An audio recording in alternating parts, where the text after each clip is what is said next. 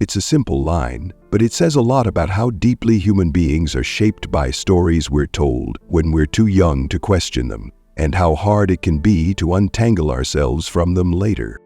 Today, something is quietly happening across countries where questioning religion was once unthinkable. More and more people in Muslim-majority societies are letting go of belief, not just drifting from religious practice, but walking away from belief itself. The shift is subtle, often hidden, but it's there, and it's growing. These are places where religion still dominates public life, education, law, and even private identity. Yet under the surface, in whispers and online chat groups, among university classrooms and city cafes, a silent transformation is underway. For decades, atheism in these regions was considered nearly non-existent, not because nobody doubted, but because most didn't dare say it. The costs were too high: social rejection, legal consequences, even death. In many cases, just admitting to disbelief could destroy your future, your safety, or your family. So why now? What's changed? The internet is part of the answer. For the first time, a teenager in Riyadh or Cairo or Karachi can read the thoughts of someone in Oslo or New York in real time. They can access books, videos, forums, entire worlds of thought that challenge religious doctrine from every possible angle. And when you've grown up being told there are no questions left to ask, that everything important is already known, just one contradiction can shake the whole structure. But it's not just about outside influences. Much of this shift is internal. It's driven by people who've looked closely at the religious texts they were told to memorize and started noticing what wasn't adding up. They saw contradictions, outdated laws, cruelty masked as morality. They heard calls for compassion from religious leaders in one breath, and in the next, calls for punishment, exclusion, or violence. Many began asking, if this religion is divine, why does it look so much like something created by men? Men from centuries ago with the same fears, prejudices, and political instincts as anyone else. And the more they asked, the clearer it became. Doubt wasn't the enemy. It was a tool, a way to make sense of things that didn't quite fit. This kind of awakening can be lonely, especially in places where the word atheist is still used like a curse, or where disbelief is seen not just as wrong, but as corrupt, even dangerous. So it often happens in silence, in late-night reading sessions, in anonymous message boards, in long walks after uncomfortable prayers, in that growing internal tension between what you were taught to believe and what you actually see in the world.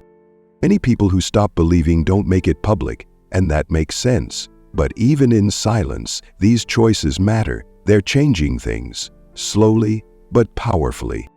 According to a 2019 survey by Arab Barometer, nearly 1 in 5 people under the age of 30 in certain Arab countries said they no longer identified as religious.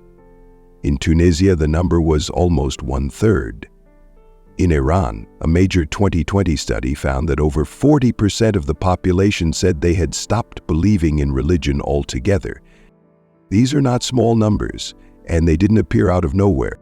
Something is shifting, not in one country, but across regions, across languages, histories, and political systems. From Morocco to Indonesia, from Iran to Sudan, young people, intellectuals, artists, scientists, even religious scholars themselves are reevaluating what they were taught to believe, not because they hate religion, but because they started thinking clearly and honestly about it. They looked at the suffering caused by dogma, the way it limits curiosity, the way it justifies inequality. And they began to ask, what if this isn't sacred? What if this is just a system? A system that served a purpose at one time, but no longer fits the reality we live in. Religion has always had a way of protecting itself, not through evidence or reason, but through fear. The fear of hell, the fear of being alone, the fear of offending something invisible and all-powerful.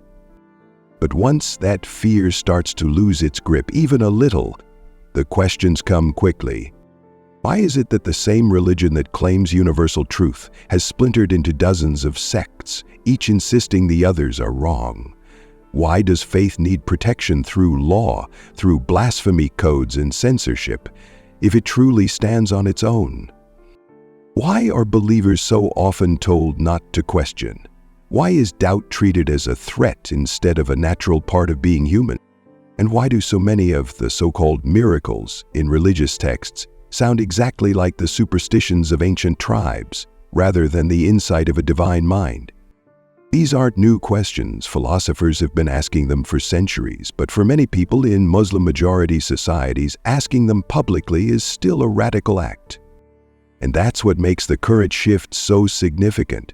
It's not being led by governments or institutions or media outlets. It's coming from individuals, quietly, carefully, but with growing confidence. They're finding each other, too, through private online spaces, digital communities, encrypted messaging apps. They're comparing notes, sharing experiences, and discovering that they're not alone. Many of these people still live in countries where apostasy, leaving religion, is punishable by law, where blasphemy can get you jailed, exiled, or worse, so they speak carefully. But they speak, and they write, and they build spaces where critical thinking can survive. And little by little, something shifts. Even religious families, once fiercely rigid, are beginning to soften around the edges. You hear it in the way parents talk to their children, in the way siblings debate each other over dinner, not always with acceptance, but with less certainty, with less of that old, rigid assurance that religion has all the answers. It's a crack in the wall. A small one, but enough for light to start coming through. There's another layer to all of this, one that doesn't get talked about much. The psychological weight of growing up religious and then stepping away from it. It's not just a matter of changing your mind. It's rebuilding your inner world, letting go of rituals that once gave you comfort, realizing that some people may never understand your decision, that some relationships might never fully recover. And yet, people still walk that path. They do it not because it's easy, but because the alternative, pretending to believe in something you no longer accept, feels even harder.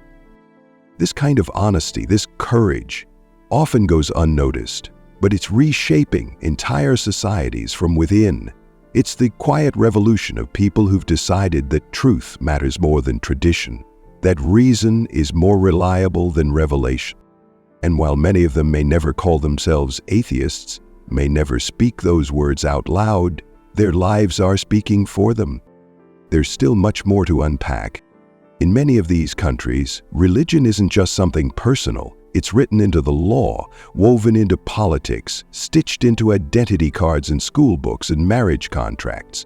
It's everywhere, all the time. And that creates a strange paradox. The more religion is forced into daily life, the more people begin to feel how unnatural it can be when it's no longer chosen, but imposed. When prayer is mandatory, it becomes a chore.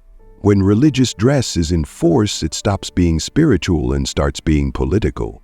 When sermons are backed by the state, people stop listening for meaning and start listening for control. Over time, this pressure builds resistance, and not always in the open. Some people continue going through the motions, saying the prayers, fasting during Ramadan, avoiding public questions, not because they believe, but because it's safer not to stand out. This outward conformity can be misleading. From the outside, it looks like belief is strong, but inside, many are drifting. They're sitting through the same sermons, reading the same verses, and quietly thinking, this doesn't speak to me anymore. And when enough people start feeling that way, even if they never say it out loud, it changes the culture. You can see it in the kinds of books that are selling, the kinds of podcasts and videos that are gaining traction, the quiet shifts in conversations among friends who used to speak only in religious terms, now slipping into philosophy, science, ethics. not because they're trying to reject their culture, but because they're searching for meaning beyond old answers. There's another reason this shift is happening now.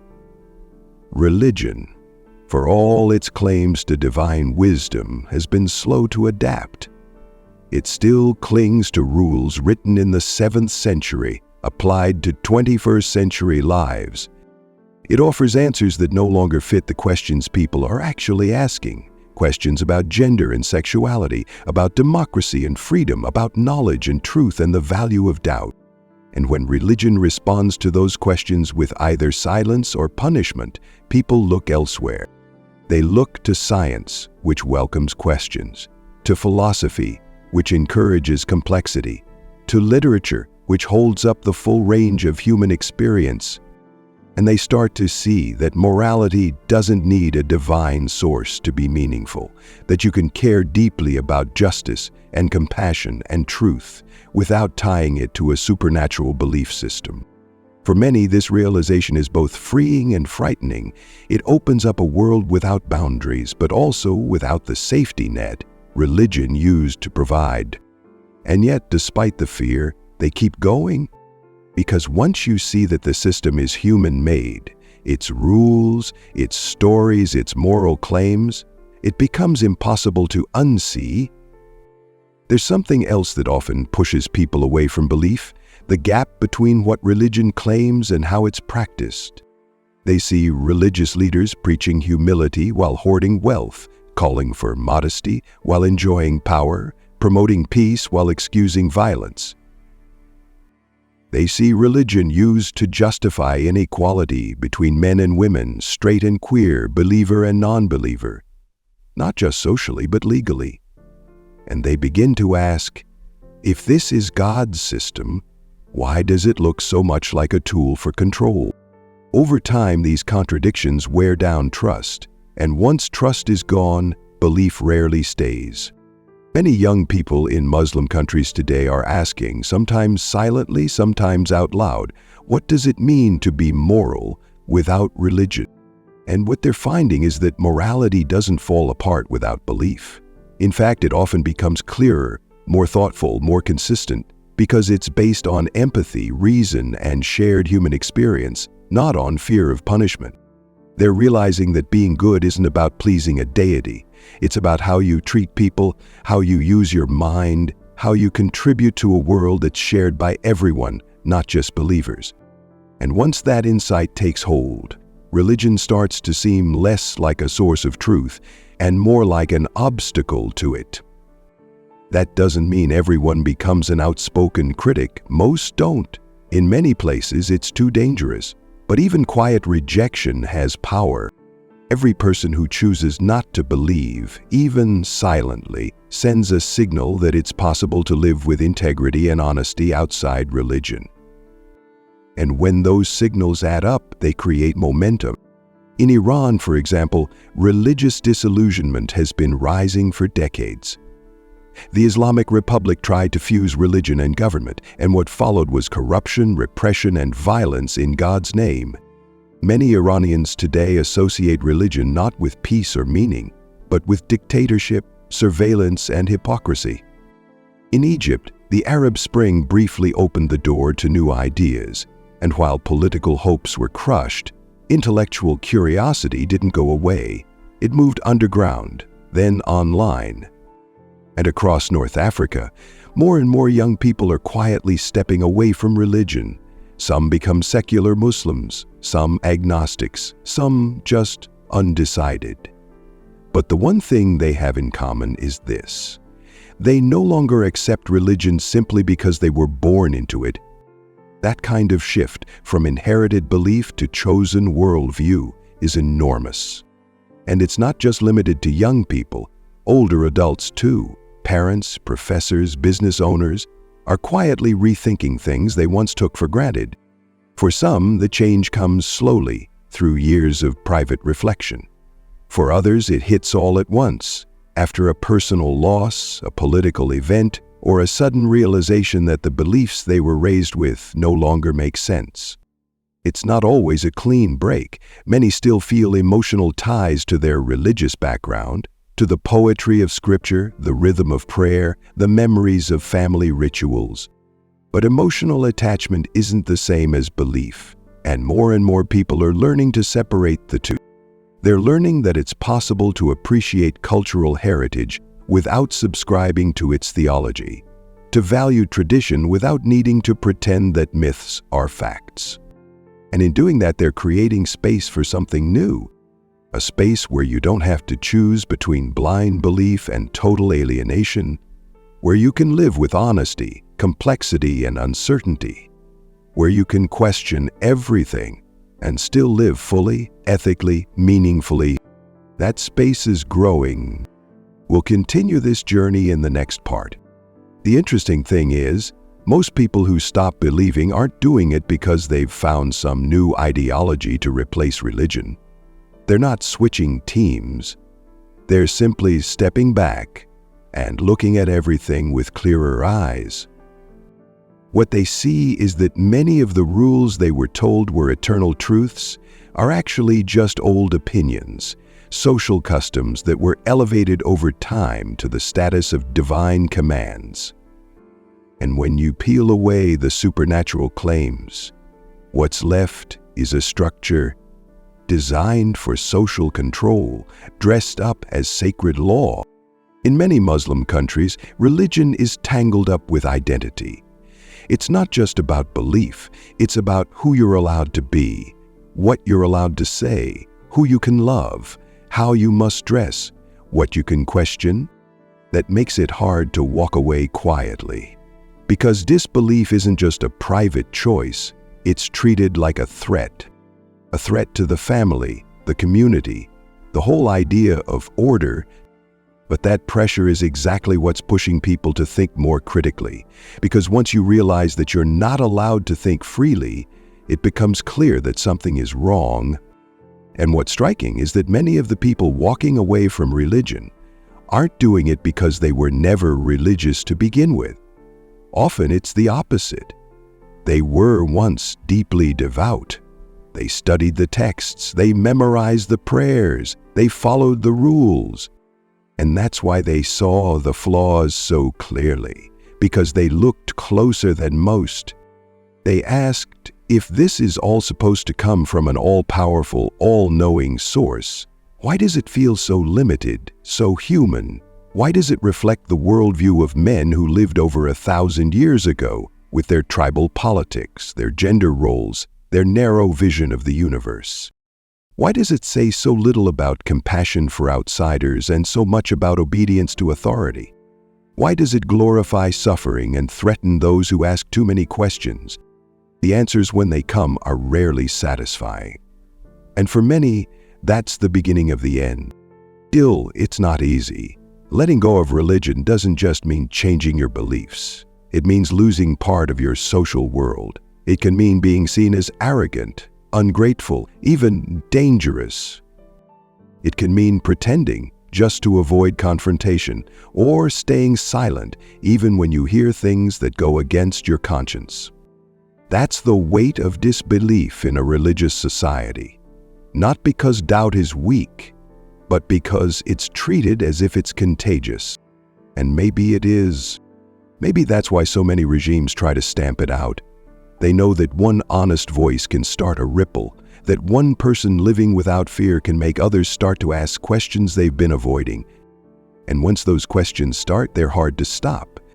Because religion isn't just a set of ideas. It's a social contract, a hierarchy, a power structure. And when that structure starts to crack, it doesn't go quietly. That's why so many ex-believers in Muslim countries are targeted. Not for what they do, but for what they represent. A break in the chain, a refusal to obey without evidence. And yet, despite the risks, the number of people thinking this way continues to grow. In places where atheism is criminalized, people still find ways to speak, in art, in poetry, in satire, in quiet conversations late at night. They express their doubts through metaphor, through science fiction, through allegory, through humor. And in doing that, they chip away at the edges of a system that depends on silence. What's remarkable is that most of these people don't want to destroy anything. They're not out to attack culture or mock tradition. They just want the freedom to think for themselves, to live honestly, to seek truth without being punished for it. That desire isn't radical, it's human. But in places where religion has fused with power, even basic honesty can be seen as rebellion. That's what makes this movement, if we can call it that, so quietly powerful. It's not loud, it's not organized, it doesn't have leaders or slogans, but it's growing. And it's not just growing through argument, it's growing through experience. People are seeing for themselves that morality doesn't collapse when religion fades, that life doesn't lose meaning, that families can still love each other, that communities can still care for each other, that the sky doesn't fall when you stop believing. In fact, for many, the world opens up. They find beauty in science, in the vastness of space, in the strange complexity of the human brain, in music and literature and friendship and love.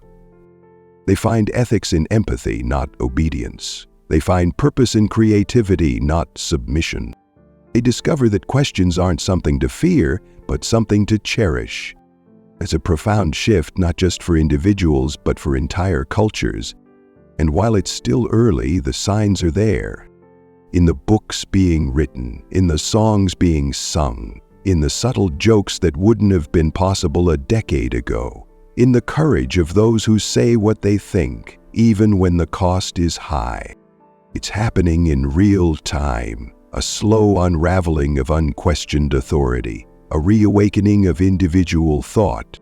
Some people will see this as a crisis, others will see it as liberation, but either way it's happening. And there's one more thing worth mentioning. Most people who leave religion don't become angry or bitter. They become quieter, more thoughtful, less certain. Not because they have fewer answers, but because they've learned how fragile certainty can be. They've learned that the world is complex, that truth isn't handed down from above. It's discovered, slowly, through trial and error, through curiosity and conversation. And that no idea, no matter how ancient, is beyond question. Even the sacred. In the end, the most powerful change isn't happening through debate or protest or public speeches. It's happening one mind at a time. One person who quietly sets the holy book aside. One young woman who asks why she can't question the rules that govern her body. One teenager who stops pretending during prayer and starts reading about the universe instead.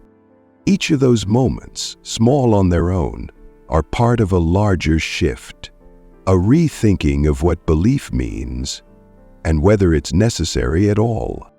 And what's striking is that many of these people don't even use labels. They're not interested in calling themselves atheists or secularists or humanists. They're just living differently, thinking differently, choosing for themselves. They're moving away from religion, not toward anything else in particular, but toward honesty, toward clarity, toward a way of life that doesn't depend on ancient scripts or invisible forces. And the more people see that this is possible, that you can let go of belief and still live fully, the more others begin to ask, what's really keeping me here? For some, it's fear. For others, habit. For many, it's the weight of family and community. But when belief is no longer sustained by conviction, only by pressure, it starts to wither. And that's what we're seeing in real time. It doesn't mean religion will disappear overnight. It won't. Institutions that have shaped entire civilizations don't collapse easily. They shift, adapt, rebrand. But underneath those surface changes, something deeper is happening. More and more people are realizing they don't need religion to be moral or fulfilled or human. And that realization spreads, not through argument, but through example. It spreads when someone you respect says, quietly, I don't believe anymore. And you see that they're still kind, still thoughtful, still grounded.